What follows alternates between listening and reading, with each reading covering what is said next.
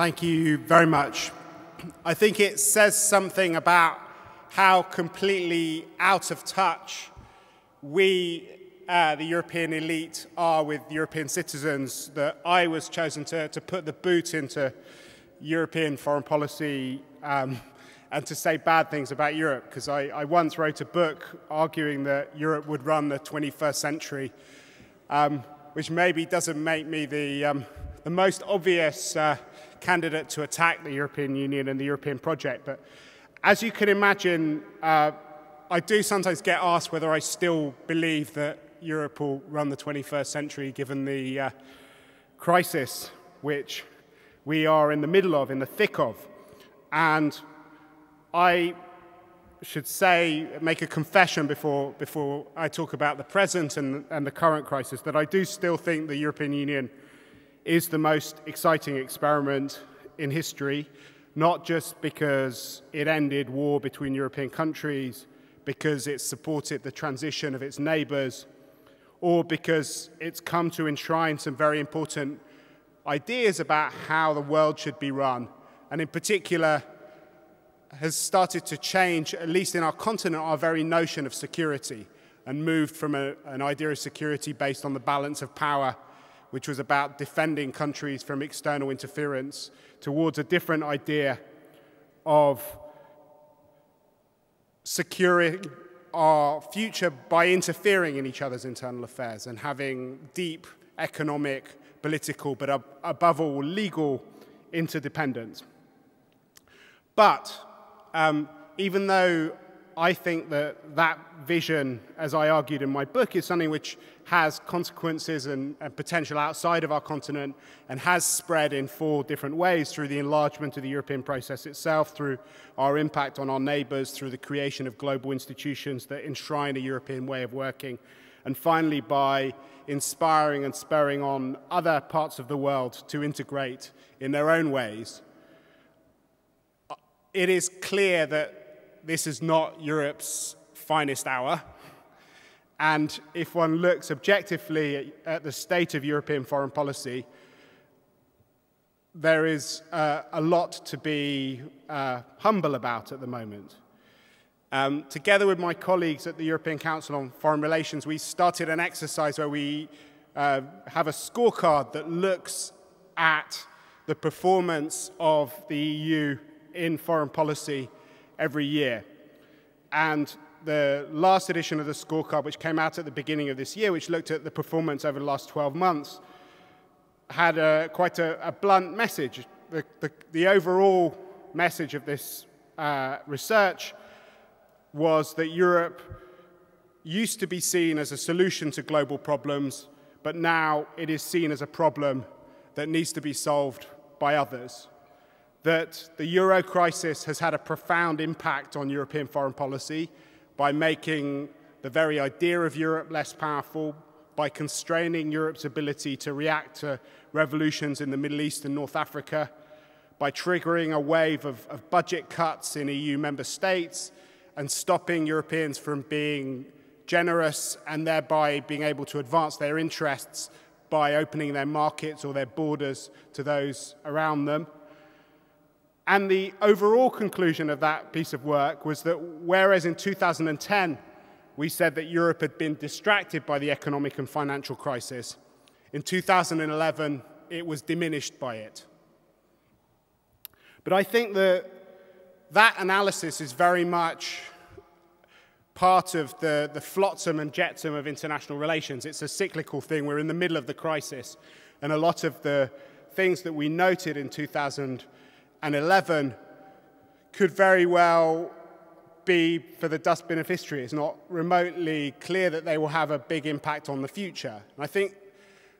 that critique is similar to the critique of the Lisbon institutions, which people often blame for Europe's underperformance in European foreign policy. But I think that the performance of the EU's institutions is very much a symptom rather than the cause of the crisis of European foreign policy. I think that the bigger problem is actually that the world around Europe has changed so fundamentally that the ideas that Europeans have had at the heart of their foreign policy have struggled to keep up. Because we are now in a world where the economic rise of the rest has moved the center of economic gravity away from the West,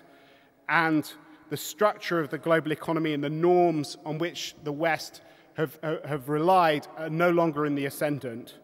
where a global political awakening is emancipating the world's citizens and allowing them to reject Western values, even as they adopt the rights and the political freedoms that the West has taken for granted. We're in a world where the US pivot to Asia means that we in Europe are increasingly going to have to guarantee our own security. And we're in a world that Ian Bremmer has called a G0 world, where institutions of global government are deadlocked, incapable of offering leadership. And it's into this vacuum, into this interregnum, that the current European foreign policy has to negotiate at a time when it can command practically no political attention, because our leaders are rightly focused on the existential crisis of the euro that we have been discussing so learnedly but all day, and which forms the backdrop to this discussion. And I think that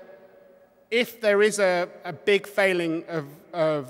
European foreign policy at the moment, it's not one of capacity. We still have the largest single market in the world. We're the #1 trading partner to all the BRICS. Our defense spending is second only to the United States of America. We have seats in every international forum. But I think the failing is more an intellectual one. It is a failing of ambition, of intellectual ambition, but also of collective purpose, which the member states have. And in many ways, this is partly a product of the European Union's success, because so much of our foreign policy strategy today is based on wishful thinking and on the application of what worked in the past on a world that looks very different. And I'll just use 3 examples of this because I don't want to go on too long in my opening remarks. But the first, I think, is when we look at our neighborhood. We have a European neighborhood policy that hopes that our neighbors will transform themselves in the way that the countries of Central and Eastern Europe did during enlargement. Only we're not offering them the prospect of membership. We're not the only power that is shaping their worldview in the way that we were for Central and Eastern Europe. And none of these countries have got a national myth of returning to Europe and of adopting European values in the way that the countries of Central and Eastern Europe, of Eastern Europe did. But yet we offer them an anemic model of enlargement light, where we give them action plans for reform, we monitor their performance, we reward their success with extra money, markets mobility, more for more, but we don't offer them really enough to change their calculus of interests. And we also behave as if this is a European neighborhood, and we haven't yet found an intelligent way of reinventing our relations with Turkey and Russia and other powers in the neighborhood, so that we can actually hope to shape what goes on in a zone where there is not just the European Union that has a neighborhood policy, but where there's a Turkish neighborhood policy and a Russian neighborhood policy, and the institutions for governing our security are deadlocked and no longer able to operate effectively. A small illustration of the extent to which I think our policies are based on wishful thinking is that I discovered the other day that over the last 5 years, the leaders of the biggest European countries, and in fact the President of the United States, have met Vladimir Putin, I think, only once bilaterally, because they wanted to believe that Medvedev was offering a different future for Russia. And I think that is maybe just a vignette of how maybe wishful thinking comes above a cold, calculating assessment of how we can best spread our values in a different environment from that of the 1990s. I think you have a similar problem when it comes to our approach to rising powers, where for a long time we've assumed that their interests are identical to ours, that as they develop economically and politically, they will become responsible stakeholders and upholders of an institutional order that they had no part in shaping. I spend a lot of my life in China, and I've spent much of the last few years trying to understand how the Chinese look at the world. And when they look at the institutions of global governance, they see it very differently from the way that we in the West have talked about it.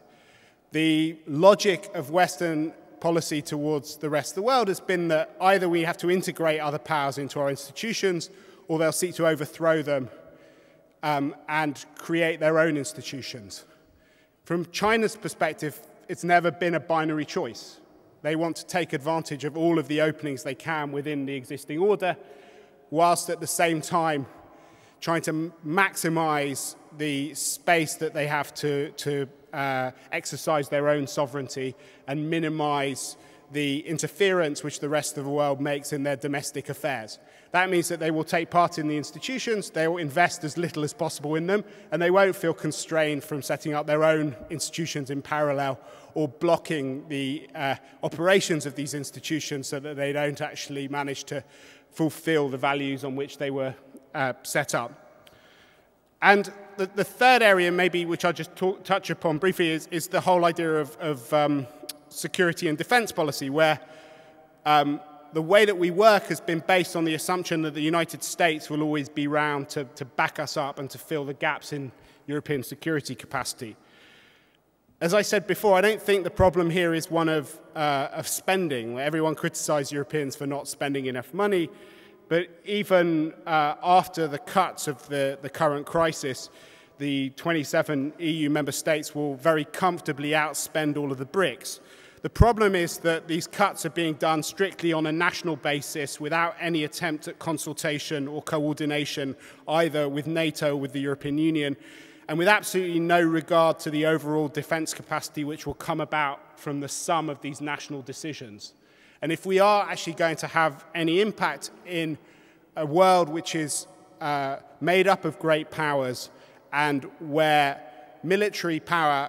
maybe plays less of a role than it's ever done in human history, but still plays a role as part of a palette of tools of power projection which include the rule of law, trade, markets, investment. We have to have a fundamentally different approach to that. And that's really where I want to end, because I think underlying the specific questions about how we organize our institutions and what we do in our neighborhood at a global level or in the area of crisis management, the three big areas which I think define much of our foreign policy. There is a real question for all of the 27 member states, because they've all signed up in principle to the strategy of a global Europe, to a fantastic European security strategy which Javier Solana produced after the tensions over Iraq at the beginning of this century. But in practice, I think many member states still need to decide whether they really mean that, because many member states, I think, seem to be concluding that their interests might be better served by a predominantly national foreign policy that accepts an order shaped by others and seeks to take advantage of economic and political openings in the international system in a way that countries like Singapore, Switzerland, or Qatar have pioneered in recent years. Countries that have a global outlook and global foreign policy that can take full advantage of a globalized world, but which don't have the ambitions to set the rules within which that world operates. And I think that is the big dilemma of the European Union today. Can we afford to have a collective strategy to put the resources that we still enjoy in the world behind it and to try and shape the 21st century? Or are we going to allow Washington and Beijing to decide what the rules of the 21st century are and do our best to develop trading relationships with the rising powers around us? That is, I think, the big question that's going to be on the minds of European leaders once the more existential and more pressing questions to do with the sustainability of the euro are resolved. And I think it's the answer to those two questions which will determine whether Europe actually has some say in the shape of the 21st century, or whether whether, as this hall maybe suggests, that the best days of Europe are behind us rather than yet to come.